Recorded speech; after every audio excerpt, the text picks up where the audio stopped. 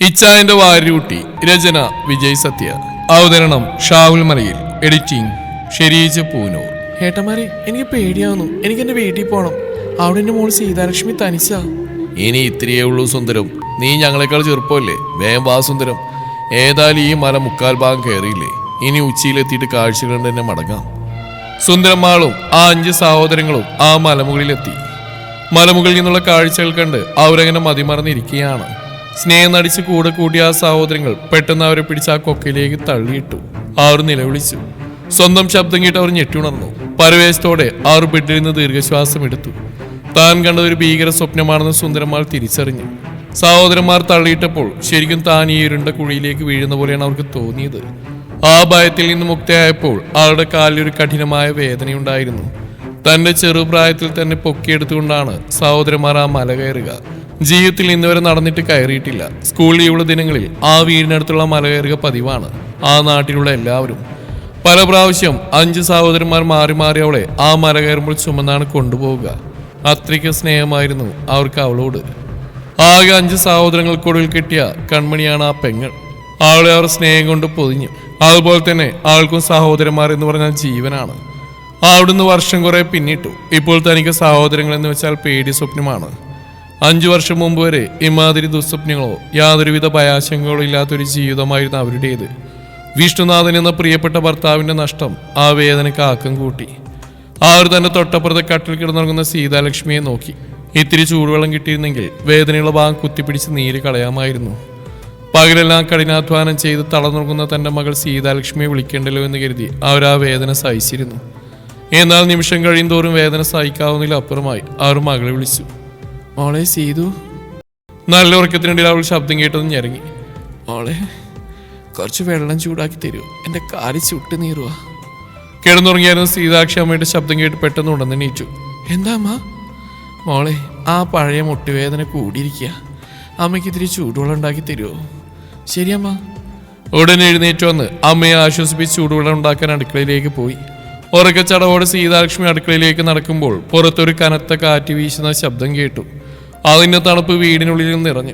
മഴക്കുള്ള കോളാണെന്ന് തോന്നുന്നു. ഉറക്കമുറിഞ്ഞ ആലസ്യം അവിടെ കണ്ണുകളിൽ തങ്ങി നിൽക്കുന്നുണ്ടായിരുന്നു. അടുക്കളയിൽ ലൈറ്റിനെ സ്വിച്ച് ഇട്ടു. പുകയേറ്റ് കരിഞ്ഞ ചൂരുകൾ ആ ചെറിയ വെളിച്ചത്തെ പോലും വിഴുങ്ങി. അടുക്കള മൊത്തം ഇരുണ്ടതായിരുന്നു.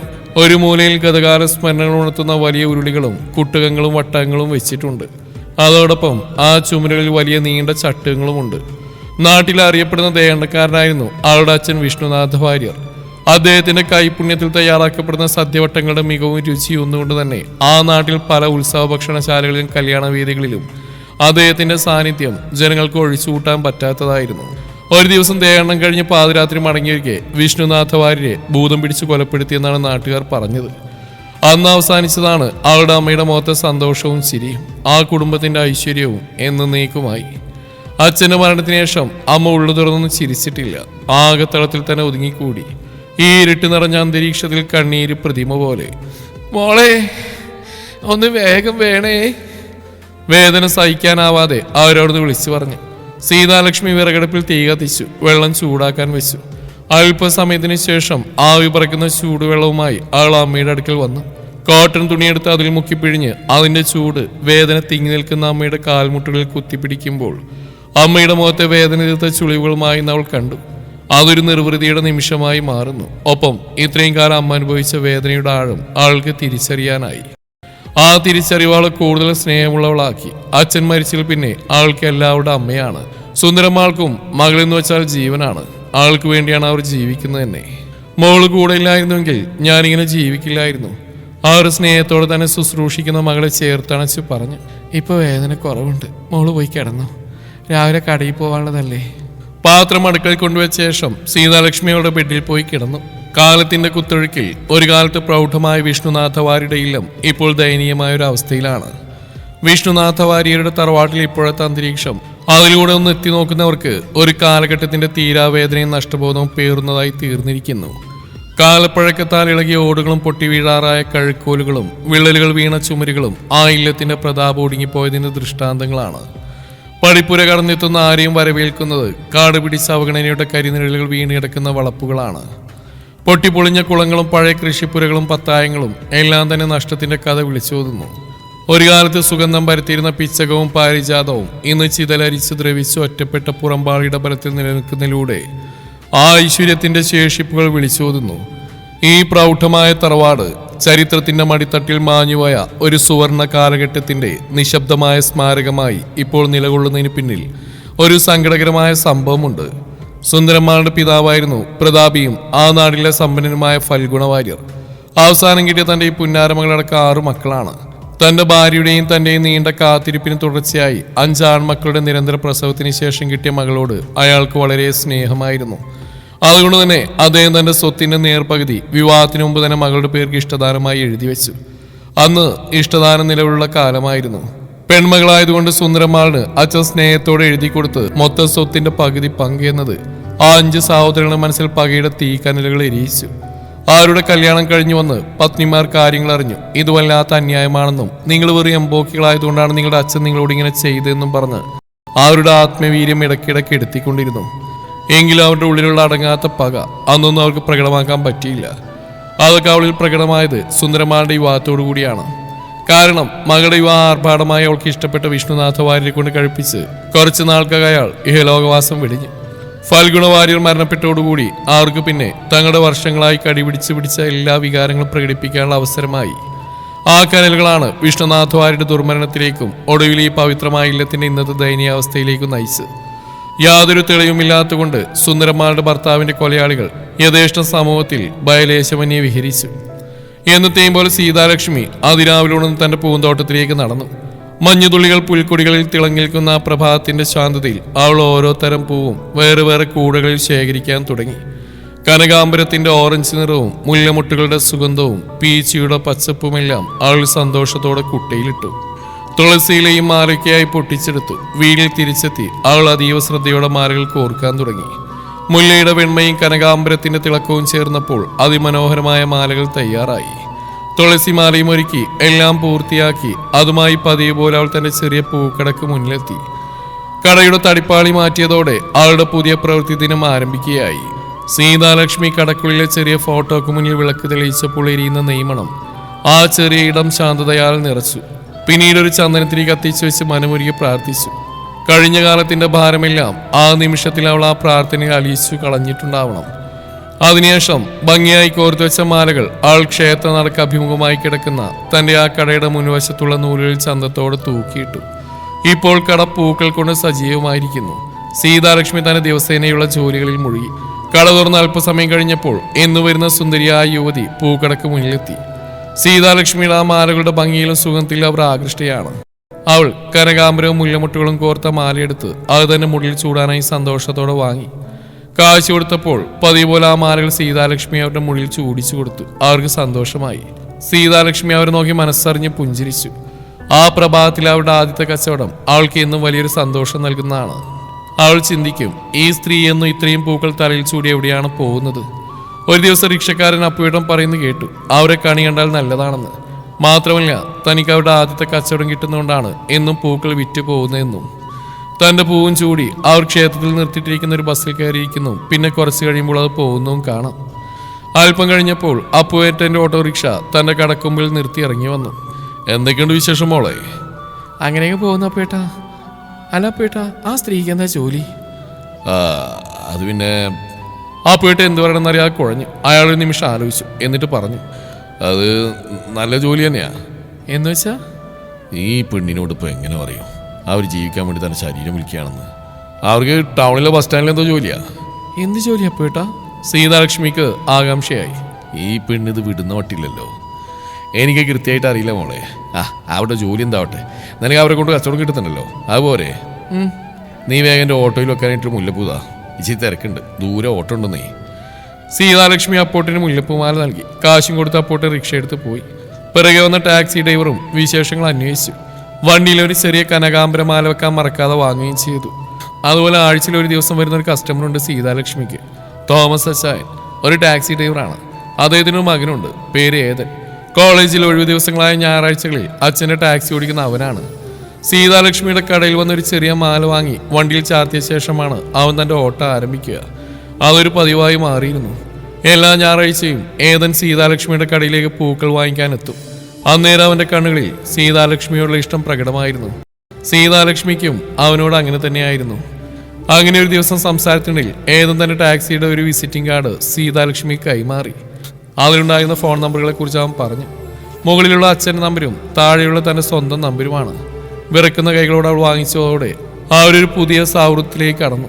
പിന്നീട് ഫോണിലൂടെയും സോഷ്യൽ മീഡിയയിലൂടെയും അവർ ധാരാളം സംസാരിക്കുകയും അവരുടെ പ്രണയബന്ധം കൂടുതൽ അടുപ്പമുള്ളതായി മാറുകയും ചെയ്തു. അടുത്ത ദിവസം രാവിലെ പൂ പറിക്കാൻ തന്നെ പൂന്തോട്ടത്തിൽ ചെന്ന സീതാലക്ഷ്മി കണ്ടത് കണ്ണീരിൽ കുതിർന്ന കാഴ്ചയാണ്. പെൻഷൻ തുക സ്വരൂപിച്ച് അത്രയേറെ ആഗ്രഹത്തോടെ വെച്ച തെങ്ങിൻ തൈകളുടെ തലകൾ ആരോ വെട്ടിമുറിച്ചിട്ടിരിക്കുന്നു.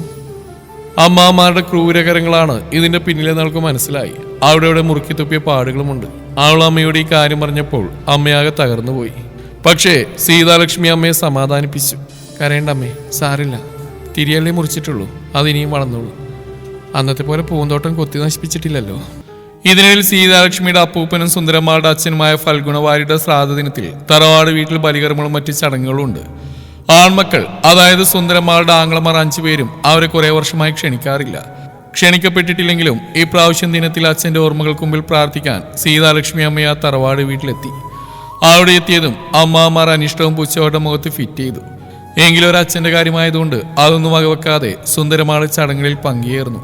ബലികർമ്മങ്ങൾ ചെയ്യുമ്പോൾ അമ്മമാർക്ക് അതിൽ കടുത്ത നീരസവും അമർഷവും ഉണ്ടായിരുന്നെങ്കിലും കർമ്മി നിർദ്ദേശിച്ചനുസരിച്ച് അമ്മ കണ്ണീരോട് ആ ചടങ്ങുകൾ ഭക്തിപൂർവ്വം പൂർത്തിയാക്കുന്നത് ദുഃഖത്തോടെ സീതാലക്ഷ്മി കണ്ടു. വലിയപ്പന്റെ ശ്രാദ്ധ ദിനം തന്റെ പ്രായത്തുള്ള അമ്മമാരുടെ മക്കളൊക്കെ വലിയ സന്തോഷത്തിലാണ് ഈ ദിവസം കൊണ്ടാടുന്നത്. ഇല്ലത്തിന്റെ അകത്തളം നിറയെ മറ്റു ബന്ധുക്കളെ കൊണ്ട് നിറഞ്ഞിരിക്കുകയാണ്. എല്ലാവരും നല്ല സന്തോഷത്തിലും ഉന്മേഷത്തിലും അതിലേറെ തിരക്കിലുമായിരുന്നു. പിതൃകർമ്മങ്ങളിൽ മുഴുകിയിരിക്കുമ്പോൾ ആ അമ്മയും മകൾ വളരെ ഒതുങ്ങിക്കൂടി അവിടെ ഇരിക്കുന്നുണ്ടായിരുന്നു.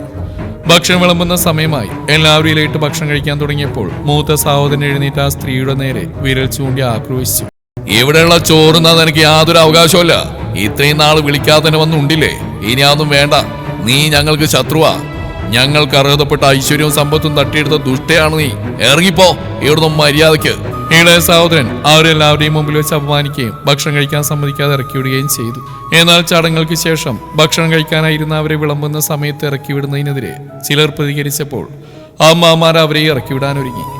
അമ്മാമാർ അവരെല്ലാവരുടെയും മുമ്പിൽ വെച്ച് അപമാനിച്ചപ്പോൾ തങ്ങൾക്ക് വേണ്ടി സംസാരിച്ചവർക്ക് പോലും അന്നം നിഷേധിക്കപ്പെടുന്ന അവസ്ഥയോർത്ത് ആ അമ്മയും മകൾ അതീവ ദുഃഖത്തിലായി. ആരും തന്നെ ഞങ്ങൾക്ക് വേണ്ടി സപ്പോർട്ട് ചെയ്യണ്ട, ഞങ്ങൾക്ക് വേണ്ടി ആരും അന്നം ഉപേക്ഷിക്കണ്ട, ഞങ്ങൾ പോയേക്കാം, സുന്ദരമാൾ തേങ്ങിക്കൊണ്ട് പറഞ്ഞു. ആ വാക്കുകൾ അവിടെ കൂടിയവരുടെ ഹൃദയത്തെ വല്ലാതെ മുറിവേൽപ്പിച്ചു. കണ്ണീരൊഴുക്കിക്കൊണ്ട് മാന്യത കൈവിടാതെ ആ ചടങ്ങിൽ നിന്നൊരു തുള്ളി വെള്ളമോ ഭക്ഷണമോ കഴിക്കാതെ സീതാലക്ഷ്മി അമ്മ ആ ദുരന്ത സാന്ദ്രമായ അന്തരീക്ഷത്തിൽ നിന്നും പടിയിറങ്ങി.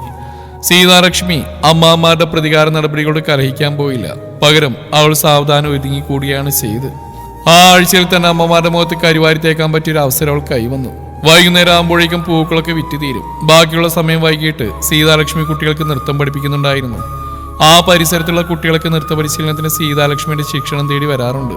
അവളുടെ ജനകീയതയും നല്ല പെരുമാറ്റവും എല്ലാവരെയും തന്നിലേക്ക് ആകർഷിക്കുന്നത് ദുഷ്ടന്മാരായ അമ്മാവന്മാർക്ക് അത്ര പിടിക്കുന്നില്ല. അവൾ വ്യക്തിപരമായി ഉയരുന്ന് അമ്മാവന്മാർക്ക് വലിയ മാനസിക പ്രയാസമുണ്ടാക്കി. അവരുടെ പെൺമക്കൾക്ക് നൃത്തം പഠിക്കണമെന്നുണ്ടായിരുന്നെങ്കിലും സീതാലക്ഷ്മിയുടെ അടുത്തയക്കാൻ അവർക്ക് നാണക്കേടായിരുന്നു. അതുകൊണ്ട് അവർ നഗരത്തിൽ പോയാണ് നൃത്തം പഠിപ്പിച്ചത്. നാട്ടിലെ ഉത്സവത്തിൽ നൃത്ത മത്സരം വന്നപ്പോൾ സീതാലക്ഷ്മിയുടെ കുട്ടികളും അമ്മാമാരുടെ കുട്ടികളും പങ്കെടുത്തു. സീതാലക്ഷ്മി എടുപ്പിച്ച കുട്ടികൾ മികച്ച പ്രകടനം കാഴ്ചവെച്ച് സമ്മാനം നേടി. അമ്മാമാരുടെ കുട്ടികൾ തോൽക്കുകയും അമ്മാമാരുടെ വൈരാഗ്യം വർദ്ധിക്കുകയും ചെയ്തു. അപ്പ ഞങ്ങളെന്താ സീതാലക്ഷ്മി അക്കയുടെ അടുത്ത് നൃത്തം പഠിപ്പിക്കാൻ അയക്കാത്തത്? അതുകൊണ്ടല്ലേ ഞങ്ങൾ തോൽക്കുന്നത്? പെൺകുട്ടികൾ അവരുടെ പ്രതിഷേധം രേഖപ്പെടുത്തിക്കൊണ്ട് അങ്ങനെ പറഞ്ഞപ്പോൾ അത് സഹിക്കാൻ പറ്റിയില്ല. പിന്നീട് അങ്ങനെ ഒരു ഞായറാഴ്ച അമ്മയുടെ മുട്ടുവേദന കലശലായപ്പോൾ അവർക്ക് ആശുപത്രിയിൽ പോവേണ്ടി വന്നു. ചൂടുവെള്ളം കുത്തിപ്പിടിച്ചിട്ടും വേദന കുറയാതെ വന്നപ്പോൾ സീതാലക്ഷ്മിക്ക് ഏദന വിളിക്കുകയല്ല വേറെ വഴിയിലായിരുന്നു. ഞായറാഴ്ച ആയതുകൊണ്ട് ഏദൻ അച്ഛന്റെ ടാക്സിയുമായി എത്താൻ ഒട്ടും സമയം കളഞ്ഞില്ല. ആൻ വണ്ടിയിൽ അമ്മയെയും സീതാലക്ഷ്മിയും കയറ്റി ആശുപത്രിയിലേക്ക് കുതിച്ചു. ഡോക്ടറെ അടുത്ത് കൊണ്ടുപോയി വേണ്ട ചികിത്സകൾ ചെയ്യിക്കാനും മരുന്നുകൾ വാങ്ങിച്ചു കൊടുക്കാനും ആ യുവാവ് കാണിച്ച കരുതൽ സീതാലക്ഷ്മിയുടെ ഉള്ളിൽ വല്ലാത്തൊരു സുരക്ഷിതത്വ ബോധം ഉണ്ടാക്കി. സഹോദരി സുന്ദരത്തിനെ സഹായിക്കാൻ മകൾ സീതാലക്ഷ്മി പുതിയൊരു കൂട്ട് കണ്ടുപിടിച്ചതിനെ ചൊല്ലി അമ്മമാർക്കിടയിൽ ചർച്ചയായി. കേട്ടോടാ നിങ്ങളാ കാര്യം. നമ്മുടെ പുന്നാരപ്പങ്ങൾ സുന്ദരത്തിന് സുഖമില്ലാതായപ്പോ നമ്മളെ ഒന്ന് വിളിക്കാൻ തോന്നിയില്ല അവൾക്ക്. നമ്മുടെ വീട്ടിൽ വണ്ടികളും ടാക്സികളും ഉണ്ടായിട്ടും ആ മുടിഞ്ഞവള് വേറെ ഏതോ ടാക്സി വിളിച്ച് അവർ ആശുപത്രി കൊണ്ടുപോയത്. അതും ഒരു ക്രിസ്ത്യൻ ചക്കൻ്റെ ടാക്സിയിൽ. മൂത്തമ്മാൻ പുച്ഛത്തോടെ പറഞ്ഞു. അതിന് താനെന്തിനാടോ അത്ഭുതപ്പെടുന്നത്? ഇവിടെ നിന്ന് ഒരുത്തനും സഹായിക്കില്ലെന്ന് അവൾക്കറിയാം. പിന്നെന്തിനാ പാതിരാത്രി ഇങ്ങോട്ട് കയറി വരുന്നെന്ന് അവളും കരുതിയിട്ടുണ്ടാവും. അവൾക്ക് നമ്മളോട് പണ്ടേ ഉള്ള വെറുപ്പല്ലേ? ആ ഏതെന്ന ടാക്സിക്കാരൻ ചെക്കൻ അവൾ വലയിലാക്കാൻ നോക്കുന്നുണ്ടെന്ന് ഞാൻ അന്നേ പറഞ്ഞല്ലേ. രണ്ടാമത്തെ അമ്മാവൻ മീശി പിടിച്ചുകൊണ്ട് അമർഷത്തോടെ പറഞ്ഞു. അവനെ കുറിച്ച് ഞാൻ കുറച്ചുകൂടി അന്വേഷിച്ചു. ആ ഏതൻ രാമനാട്ടിലെ തോമസ് ഡ്രൈവറുടെ പയ്യനാണെന്ന് മനസ്സിലായി. നമ്മുടെ തറവാട്ടിലെ പെണ്ണൊരു ടാക്സി ഡ്രൈവറുടെ മോന്റെ പുറകെ നടക്കുകയെന്ന് ചിന്തിക്കുമ്പോൾ തന്നെ ഹൈ എന്ന് മാത്രം നാണക്കേടാ നമുക്ക്. ദേഷ്യത്തോടെ മൂന്നാമത്തെ അമ്മാവൻ മൂക്കത്തി വിരൽ വെച്ചു. ഏയ് നാണക്കേടൊന്നുമില്ല, ഇത് നമുക്കൊരു സുവർണാവസരം. അവളും ആ ക്രിസ്ത്യൻ ചെക്കനും തമ്മിലുള്ള പ്രേമം ഇങ്ങനെ വളരട്ടെ. അവൾ ആ പയ്യന്റെ കൂടെ ഒളിച്ചോടി പോട്ടെ. അങ്ങനെ പോയാൽ പിന്നെ ഈ വീടും സ്വത്തും ആരുടെയും തടസ്സമില്ലാതെ നിയമവിഷമങ്ങളൊന്നുമില്ല നമ്മുടെ കൈകളിൽ തനിയെ വന്നു ചേരും. നാലാമത്തെ അമ്മാവൻ ഒരു കുടിലതയോടെ പറഞ്ഞു. കറക്റ്റ്. അതുകൊണ്ട് നമ്മൾ ഇതിലിടേണ്ട ആവശ്യമില്ല. അവളെ പ്രേമിക്കട്ടെ, ആ പയ്യന്റെ കൂടെ ഇറങ്ങി ഓടട്ടെ. അന്ന് നമ്മളെ കളി ജയിച്ചു. അഞ്ചാമത്തെ അമ്മാവൻ ഉറക്കെ ചിരിച്ചുകൊണ്ട് പറഞ്ഞു. നിലാവ് ചൊരിയുന്ന ഒരു രാത്രിയിൽ സീതാലക്ഷ്മിയുടെ തോട്ടത്തിൽ പ്രകൃതിയുടെ അത്ഭുതമെന്നോണം ആനന്ദശായനം പുഷ്പം വിരിഞ്ഞു. സന്തോഷത്തോടെ അമ്മയെ കാണിച്ചുകൊണ്ട് സീതാലക്ഷ്മി ഏതനെ വിവരമറിയിച്ചു. ആ സുഗന്ധം പരന്ന സായം സന്ധ്യയിൽ ഏതന് ഓടിയെത്തിയത് ആ പൂവിന്റെ ലാവണ്യം നേരിൽ കാണാനായിരുന്നു. രാത്രിയുടെ നിശബ്ദതയിൽ ആറ് ടോർച്ചും പിടിച്ച് പൂവിന്റെ ഭംഗി ആസ്വദിച്ചു. ഏതൻ അതിന്റെ ചിത്രങ്ങൾ പകർത്തി. അപ്പോഴാണ് അപ്പുറത്തെ മാളികളിൽ നിന്ന് അമ്മാമാർ തോട്ടത്തിലെ പ്രകാശം കണ്ടത്. എന്താണെന്ന് എല്ലാവരും അങ്ങോട്ട് നോക്കി. അവരുടെ കുട്ടികൾ പുഷ്പത്തെക്കുറിച്ച് പറഞ്ഞെങ്കിലും ഒരമ്മാവന് സംശയമായി. ശിവ ഏതൻ രാത്രിയിലും വരാൻ തുടങ്ങിയോ? എന്നാൽ ആരോടേക്ക് ചെന്നില്ല. അകലിൽ നിന്ന് മുറുമുറുത്തോട് നോക്കുക മാത്രമാണ് ചെയ്തത്. ഏതൻ മടങ്ങുന്നതിന് മുമ്പ് സീതാലക്ഷ്മിയുടെ യാത്ര പറഞ്ഞു പോയി. അതൊരു മനോഹരമായ ഞായറാഴ്ചയായിരുന്നു. സീതാലക്ഷ്മിയുടെ അമ്മ അവളെ നാട്ടിലൊരു കല്യാണത്തിന് പറഞ്ഞയച്ചിരുന്നു. അതുകൊണ്ട് അവൾ ഇന്ന് കട തുറന്നില്ല. കല്യാണ ചടങ്ങിൽ പങ്കെടുത്ത് മടങ്ങിയെത്തിയ സീതാലക്ഷ്മി അതേ മനോഹരമായ വസ്ത്രത്തിലും അലങ്കാരങ്ങളിലും സന്തോഷത്തോടെ വീടിന്റെ ഉമ്മറപ്പടിയിൽ നിൽക്കുകയായിരുന്നു. അപ്പോഴാണ് കയ്യിലെ ഫോൺ ശബ്ദിച്ച്. അത് ഏതനായിരുന്നു. ഇന്ന് കട തുറന്നില്ലേ? നിന്നവിടെയും കണ്ടില്ലല്ലോ, എന്തുപറ്റി എന്നാവൻ ചോദിച്ചപ്പോൾ സീതാലക്ഷ്മി പറഞ്ഞു. ഇന്ന് നാട്ടിലൊരു കല്യാണം ഉണ്ടായിരുന്നു, അതുകൊണ്ട് കട തുറന്നില്ല. ഇന്ന് കുറെ സമയമുണ്ട്, നീ വരുന്നോ? എവിടേക്ക്? എൻ്റെ വീട്ടിലേക്ക്. നിന്റെ അമ്മമാരുടെ ക്യാമറ കണ്ണുകൾ തുറന്നിട്ടുണ്ടാവും. അന്ന് വന്നപ്പോൾ തന്നെ നമുക്ക് ചുറ്റും ഉണ്ടായിരുന്നു അവിടെ കണ്ണുകൾ. നീ വാ, ഇവിടുത്തെ കുളക്കടയിൽ ഇരിക്കാൻ ഇവിടെ ആകുമ്പോൾ കാണില്ല. പ്രകൃതിയുടെ ശാന്തത തൊട്ടുണർത്തുന്ന ആ കുളക്കടവിലെ പടവുകളിൽ ഇരിക്കുമ്പോൾ സീതാലക്ഷ്മിയുടെ മുഖത്ത് ഇന്നത്തെ കല്യാണത്തിന്റെ മുഹൂർത്തത്തിൽ അനുഭവപ്പെട്ട തിളക്കവും ഭംഗിയും ഉണ്ടായിരുന്നു. ഏതൻ അവളെയും നോക്കിയിരിക്കെ അവർക്കിടയിലെ മൗനം പോലും സ്നേഹവാക്കുകളായി മാറി. അവർ പരസ്പരം അടുത്തിടപഴകുന്ന ഇളങ്കാറ്റിൽ താലോലിക്കപ്പെടുന്ന അനുഭൂതി. സന്ധ്യയുടെ മനോഹരമായ പശ്ചാത്തലത്തിൽ ആരും കാണാതെ ആ കുളക്കടവിൽ അവരാദ്യമായി ഒന്നിക്കുകയാണ്. സീതാലക്ഷ്മിയുടെ കണ്ണുകളിൽ പ്രണയത്തിന്റെ തിളക്കവും ഏതനിലെ പുഞ്ചിരിയിൽ ആശ്വാസവും നിറഞ്ഞു നിന്നു. അവരവിടെ ഇരുന്ന് പരസ്പരം സാന്ത്വനിപ്പിക്കുകയും തങ്ങളുടെ സ്വപ്നങ്ങളെയും ആശയങ്ങളെയും പങ്കുവെക്കുകയും ചെയ്തു. ചുറ്റുമുള്ള പ്രകൃതി ആ നിമിഷത്തിന് കൂടുതൽ മാന്ത്രികത നൽകി. ആ നിമിഷം അവരുടെ ലോകം ചുരുങ്ങിയായിരുന്നു. ഏതൻ സീതാലക്ഷ്മിയുടെ കൈകൾ മെല്ലെ തന്റെ കൈകളിൽ ചേർത്ത് പിടിച്ചു. ആ സ്പർശനത്തിൽ അവർ പരസ്പരം ഉരുകുന്നതായി തോന്നി. മെല്ലെ അവന്റെ ചുണ്ടുകൾ അവരുടെ ചുണ്ടുകളോട് ചേർന്നു. അതൊരു മനോഹരമായ ചുംബനമായിരുന്നു, അവരുടെ പ്രണയത്തിന്റെ ആഴം വ്യക്തമാക്കുന്ന ഒന്ന്. പിന്നീട് അവൻ അവളുടെ കവിളിലും കഴുത്തിലും മൃദുവായി ചുംബിച്ചു. ആ സ്നേഹത്താൽ അവൾ പൂർണ്ണമായി ലയിച്ചുപോയി. അവസാനം അവർ പരസ്പരം ചേർത്ത് പിടിച്ച് ആലിംഗനബദ്ധരായി. ആ നിമിഷം അവിടെ തന്നെ നിശ്ചലമായി. അപ്പോഴാണ് ആ പ്രണയസാന്ദ്രമായ നിമിഷത്തിന് ഭംഗം വരുത്തിക്കൊണ്ട് അമ്മാമാർ 5 പേര് അവിടെ എത്തിയത്. കയ്യോടെ ഞങ്ങൾ പിടിച്ചല്ലോടി നിന്നെ. നാട്ടുകാരുടെ മുന്നിൽ നീ പുണ്യാളത്തിയായി നടക്കുകയായിരുന്നല്ലോ. മൂത്തമ്മാവൻ അലറി. ഒരു ടാക്സി ഡ്രൈവറുടെ മോന്റെ കൂടെ കറങ്ങി നടക്കുകയാണല്ലേടി നീ. നാണില്ലേടി നിനക്ക്? ഈ ബന്ധം ഇവിടെ ചേർത്തണം. ഞങ്ങളുടെ കുടുംബത്തിന്റെ അന്തസ്സുകളാതെ ഇറങ്ങിപ്പോയിക്കോ. അങ്ങനെ അമ്മാമാർ ഓരോരുത്തരും ധാർഷ്ട്യതയോടെയും പുച്ഛത്തോടെ അവർ അപമാനിക്കുകയും ഭീഷണിപ്പെടുത്തുകയും ചെയ്തു. രക്തബന്ധത്തിന്റെ പവിത്രതയേക്കാൾ ആർക്ക് വലുത് ഇല്ലത്തിന്റെ ആഡംബരവും കാരണവർ മാറ്റിവെച്ച സ്വത്തുക്കളുമായിരുന്നു. കേവലം ദേഷ്യത്തിനുമപ്പുറം ആസൂത്രിതമായ ഒരു വലിയ മാഫിയ പോലെയായിരുന്നു ആ അമ്മാമാരുടെ കൂട്ടായ്മ. ഇല്ലത്തിന്റെ ചുമരുകൾക്കുള്ളിൽ ഇരുട്ടിൽ നിന്ന് അവർ പരസ്പരം കൈകോർത്ത് പ്ലാൻ ചെയ്ത പദ്ധതികൾ നടപ്പിലാക്കിയായിരുന്നു. പരമ്പരാഗതമായ തറവാട്ടുമായ്മയുടെ മുഖം മൂടിയാണ് ഈ നരാധമന്മാർ. വർഷങ്ങളായി സീതാലക്ഷ്മിയെ അമ്മയെ മാനസികമായി തകർക്കാൻ ഒരു വലിപ്പമേറിയ ചതുരംഗപ്പലക തന്നെ ഒരുക്കിയിരുന്നു. ആ ഒരു ഇല്ലത്തിന്റെ ഓരോ കോണിലും തങ്ങളുടെ ചാരന്മാരെ വിന്യസിച്ചിട്ടുണ്ടായിരുന്നു. സീതാലക്ഷ്മിയുടെയും ഏതന്റെയും ഓരോ ചലനങ്ങളും ആ അമ്മാമാരുടെ സൂക്ഷ്മമായ നിരീക്ഷണത്തിലായിരുന്നു. ആൺകോയ്മയുടെയും ആർത്തിയുടെയും ആൾ രൂപങ്ങളായ അവർ ആ പ്രണയത്തെ ഇല്ലത്തിന്റെ അന്തസ്സിനുമേൽ വീണ കരിനിഴലായി ചിത്രീകരിച്ച് അവരെ അപമാനിക്കാൻ ശ്രമിക്കുകയാണ്. അങ്ങനെ ഇരിക്കെ വീണ് കിട്ടിയ അവസരം അവർ ശരിക്കും ഉപയോഗിക്കുകയായിരുന്നു. പ്രണയമൂർത്തന്യാവസ്ഥയിലെത്തിയ ആ സന്ധ്യയിൽ കുളക്കടവിൽ ആ രാത്രിയിൽ അവർ പാഞ്ഞെത്തിയത് കേവലം ഒരു ഭീഷണിയുമായിട്ടല്ല, മറിച്ച് ആ അമ്മയും മകളെ എന്നേക്കുമായി ഇല്ലത്തുനിന്ന് പടിയടച്ച് പിണ്ടം വെക്കാനുള്ള കൃത്യമായ തിരക്കഥയുമായിട്ടാണ്. അത് സീതാലക്ഷ്മി ഏതിനെയും പിടികൂടാൻ കാത്തിരുന്ന ദുഷ്ടരായ അമ്മമാർ കിട്ടിയ ഏറ്റവും വലിയതും അവസാനത്തേതുമായ ആയുധമായിരുന്നു. ആ രണ്ടുപേരെയും വളഞ്ഞുകൊണ്ട് അമ്മാമാരിൽ ഒരാൾ വീണ്ടും അലറി, കള്ളക്കളി ഞങ്ങൾ കണ്ടുപിടിച്ചു. നിങ്ങൾ തമ്മിലുള്ള ഈ അവീത ബന്ധം ഞങ്ങൾ അനുവദിക്കില്ല. തുടർന്ന് അവർ ഏതിനെയും സീതാലക്ഷ്മിയും ഭീഷണിപ്പെടുത്താൻ തുടങ്ങി. മക്കളെ, നിങ്ങളെ ഞങ്ങൾ ജീവിക്കാൻ സമ്മതിക്കില്ല.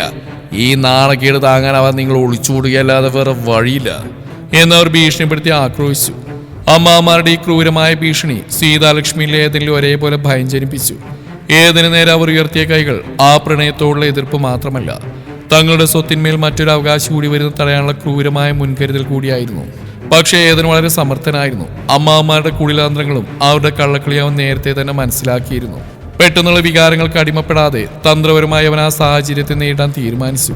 കുളക്കടവിന്റെ മുകളിലെത്തിയ അവൻ താൻ പഠിച്ച മാർഷൽ ആർട്സിന്റെ കഴിവ് മുഴുവൻ പുറത്തെടുത്ത് 5 പേരെ നിമിഷ നേരം കൊണ്ട് തറവറ്റിച്ചു. തലങ്ങും വിലങ്ങും അടിയേറ്റ 5 പേരും അവരുടെ ഇല്ലത്തിലേക്ക് തിരിഞ്ഞുകൂടി. പക്ഷെ അവർ അടങ്ങിയിരുന്നില്ല. തങ്ങളുടെ പദ്ധതികൾ ഓരോന്നായി തകരുന്നറിഞ്ഞ അമ്മാവന്മാർ തങ്ങളുടെ പൈശാചികതയുടെ പരകോടിയിലെത്തി. ഇന്ന് രാത്രി തന്നെ സുന്ദരാമാളെയും സീതാലക്ഷ്മിയെ ഒന്നിച്ച് തീവച്ചു കൊല്ലാൻ അവർ തുനിഞ്ഞു. ആ പാതിരാത്രിയിൽ കാവൽ വിളക്കുകൾ അണച്ച് തറവാട്ടിലെ 4 കെട്ടിന് ചുറ്റും മണ്ണെണ്ണയൊഴിക്കുമ്പോൾ അവരുടെ ഉള്ളിൽ തരിമ്പും ദയുണ്ടായിരുന്നില്ല. തീനാളങ്ങൾ ആ പ്രൗഢമായ ഇല്ലത്തെ വിഴുങ്ങുമ്പോൾ ദൂരേരിട്ടിൽ നിന്ന് അമ്മാവന്മാർ പരസ്പരം കൈകൊടുത്ത് ആ നരകീയ ദൃശ്യം ആസ്വദിക്കുകയായിരുന്നു. സീതാലക്ഷ്മിയെ അമ്മയെയും ചാരമാക്കിയെന്ന് ഉറപ്പിലായിരുന്നു അവരുടെ ആ പൈശാചിക ചിരി. പക്ഷേ വിധി മറ്റൊന്നായിരുന്നു. ഇല്ലം കത്തി നശിച്ചെങ്കിലും ഏതന്റെ കൃത്യമായ ഇടപെടലിലൂടെ അവർ രക്ഷപ്പെട്ടിരുന്നു. പിന്നീട് അവർ വേറൊരു അഗ്രഹാരം വാടകയ്ക്കെടുത്തു. സുന്ദരമ്മൾ ആവശ്യപ്പെട്ടനുസരിച്ച് ഏതൻ സീതാലക്ഷ്മിയെ താലികെട്ടി പുതിയൊരു ജീവിതം ആരംഭിച്ചു. ചാരമായി മാറി ഇല്ലത്തിന്റെ അവശിഷ്ടങ്ങൾക്കിടയിൽ നിന്ന് പോലീസ് അന്വേഷണം തുടങ്ങി. സംശയത്തിന് നിഴലായ അമ്മാവന്മാർക്കെതിരെ അവർ വരുന്നതും ഇല്ലത്തിന് തീവെക്കുന്നതുമായ കൃത്യമായ CCTV ദൃശ്യങ്ങൾ പോലീസിന് ലഭിച്ചു. അതോടെ അവരുടെ കള്ളക്കളി പൂർണ്ണമായും പൊളിഞ്ഞു. അമ്മാവന്മാരും കൂട്ടാളികളും കുറ്റക്കാരാണെന്ന് തെളിയുകയും പോലീസ് അവരെ അറസ്റ്റ് ചെയ്യുകയും ചെയ്തു. തുടർന്നുള്ള ചോദ്യം ചെയ്യലിൽ വിഷ്ണുനാഥ വാര്യരെ അവർ 5 പേരും ചേർന്ന് പാതിരാത്രിയിൽ കൊലപ്പെടുത്തിയാണെന്ന് തെളിഞ്ഞു. തുടർന്ന് 5 പേരും ജയിലിൽ അടക്കപ്പെട്ടു. അങ്ങനെ അമ്മാമാരുടെ എല്ലാ ക്രൂരമായ ചതികളെയും പൈശാചിക നീക്കങ്ങളെയും അതിജീവിച്ച് ഏതിനും സീതാലക്ഷ്മി തങ്ങളുടെ പ്രണയത്തിന്റെയും ജീവിതത്തിനെയും വിജയിപ്പിക്കുകയായിരുന്നു. ഈ കഥ ഇവിടെ അവസാനിക്കുന്നു.